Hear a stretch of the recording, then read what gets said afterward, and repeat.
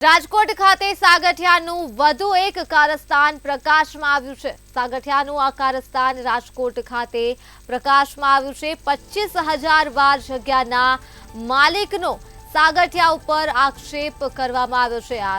આંબેડકર ચોક નજીકની જગ્યા પર સાગઠિયા દ્વારા દબાણ કરાયું છે, ત્યારે એમડી સાગઠિયા વિરુદ્ધ વધુ એક આક્ષેપ કરવામાં આવ્યો છે। 25,000 વાર જગ્યાના માલિક હોવાનો એમડી સાગઠિયા વિરુદ્ધ આ મોટો આરોપ કરવામાં આવ્યો છે। પ્લાન પાસ કર્યા વગર જ બિલ્ડિંગ અહીં બનાવવામાં આવી હતી। સાગઠિયાનું વધુ એક કારસ્તાન પ્રકાશમાં આવ્યું છે। હાઈકોર્ટનો સ્ટે હોવા છતાં પણ બાંધકામ કર્યા હોવાનો આક્ષેપ કરવામાં આવ્યો છે। ખેડૂતની માલિકીની જમીન પર દબાણ કરી બાંધકામ કર્યું છે સાગઠિયાએ, ત્યારે બાંધકામ કરાવી હાલ બિલ્ડિંગ ભાડે આપી દેવામાં આવી છે।